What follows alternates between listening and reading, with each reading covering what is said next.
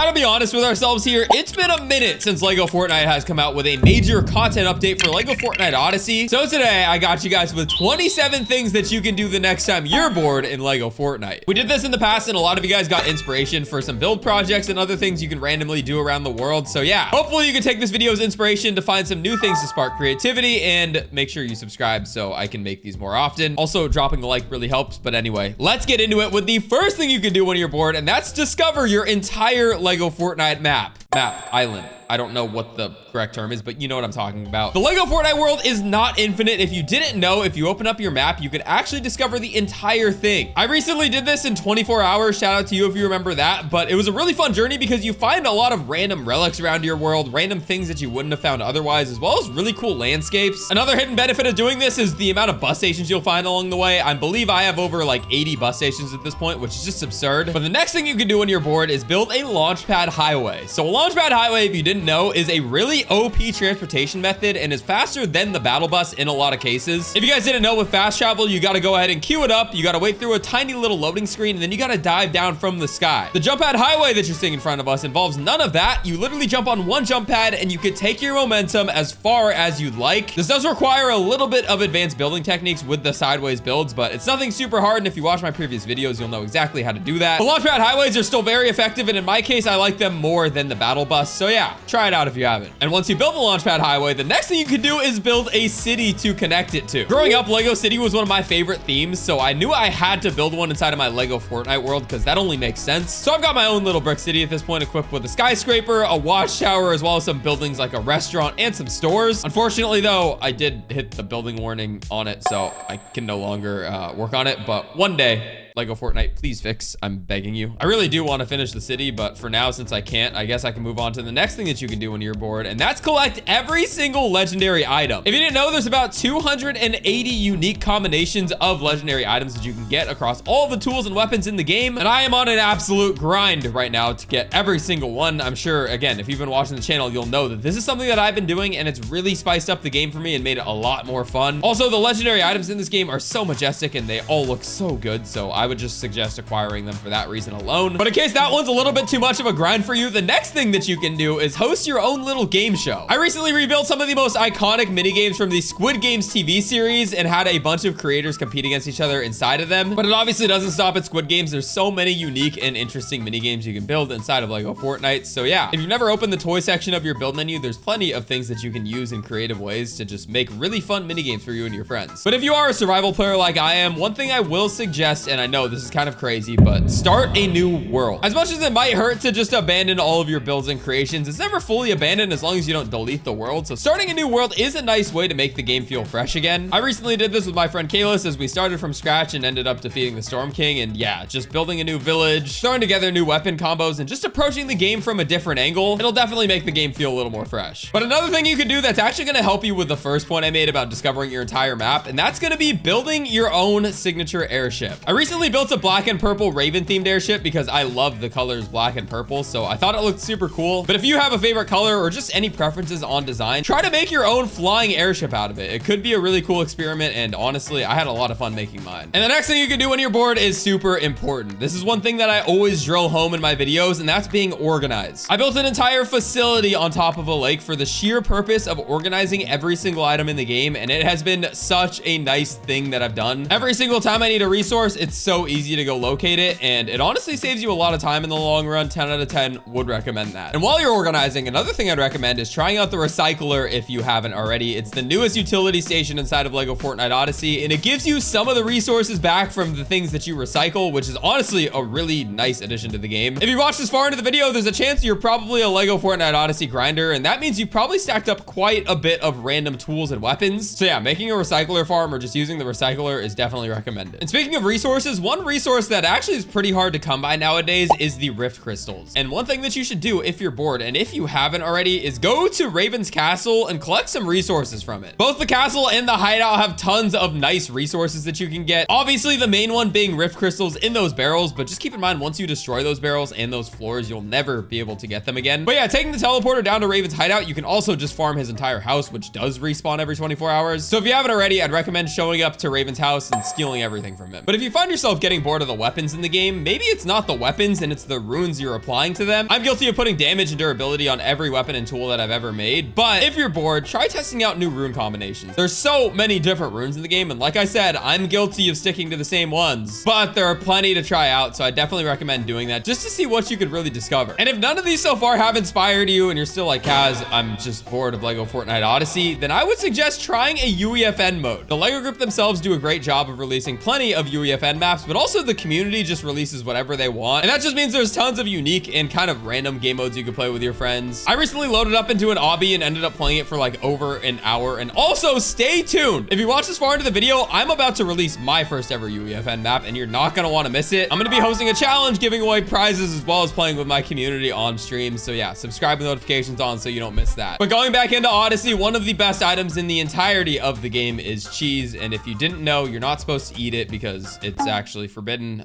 Cheese is the best item, and wasting it by consuming it is just not the thing you're supposed to do. If you know, you know, but yeah, if you don't, then just go collect cheese. That's the next thing you should do if you're bored. Collect as much cheese as you can, store it away, and join my Discord to let me know how much you have, because we literally have an entire chat dedicated to talking about how much cheese we all own in our worlds. Anyway, another one that's really spiced up the game for me is trying out a new outfit. Obviously, there's plenty of LEGO styles inside of the game, and if you're a normal player, you probably rotate through your locker quite a bit. But if you're me, you wear AXO every single day. I've looked at this guy every single day of my life since the game's come out. But with the Wave Rider AXO that came out recently, I've been able to switch outfits finally. And yeah, it's been such a nice and refreshing thing to do. The LEGO styles in general are just super awesome. So definitely spice it up if you're feeling a little bored. Also, to answer your question, if I could be anybody besides AXO, I think I would either be Chaos Agent because he looks really tryhard, or I would be that one Marvel character with the bulb and the cape. Dude, I can't remember his name. He's right there. You guys are gonna roast me, but that guy, I would be him because the cape is sick. Anyway, my next recommendation is only for the more advanced players because I'm gonna suggest that you try fighting the Storm King without a crossbow. If you want to take it a step further, I'll add another one, and that's try defeating him without explosives, because if you know about the explosive method, it's very OP, but so is the crossbow. Either way though, both of these weapons are super OP against the Storm King, so just taking one out and going to fight him is definitely gonna make it feel more intense. I recently did this with a dagger, I'm pretty sure. I can't remember. You're seeing it on screen here. All I do remember is that I was running out of food. I had absolutely no projectiles and I thought I was gonna die. I luckily did clutch up because your boy is insane. But yeah, if you haven't tried that, it's exhilarating and I would recommend. Just make sure you have a totem of return on if you're in expert mode, because you can easily lose your world doing that. But the next thing you should do if you're bored is one that I still need to do. And as you can see on screen, it's check out all of the different emotes. Obviously the emotes are a thing and the dancing ones look great, but there's tons of traversal as well as prop emotes where they kind of just do very unique things, and there's a lot of brick built assets as well that I've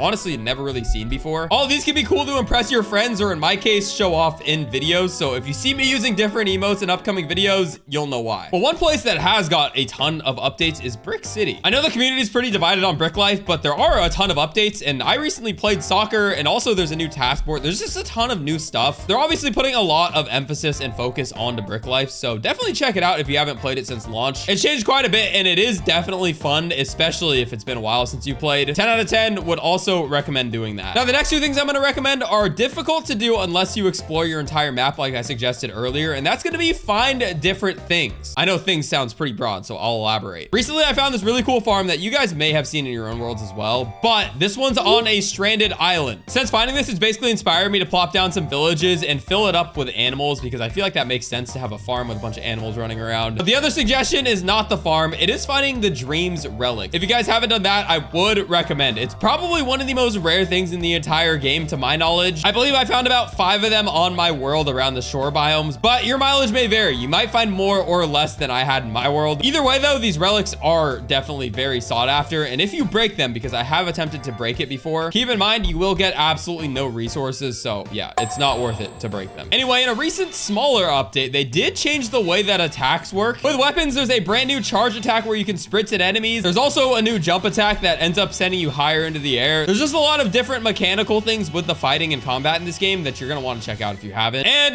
lastly, my last suggestion for the things to do if you're bored inside of Lego Fortnite, it's fight the Storm King, but time yourself. And again, I already said subscribe, but subscribe because I'm personally gonna be speedrunning Lego Fortnite very soon, which is a daunting task, and I'm very scared to do it, but I'm gonna be doing it. Make sure you're subscribed so you can see that, and also time your Storm King fight so you can see where you stack up against me. But those are tons of things to try next time you're bored inside of Lego Fortnite. Let me know what I missed down below in the comments. Leave a like if you made it all the way until the end of the video, and I will catch y'all in the next one. It's been your boy Kaz. Peace.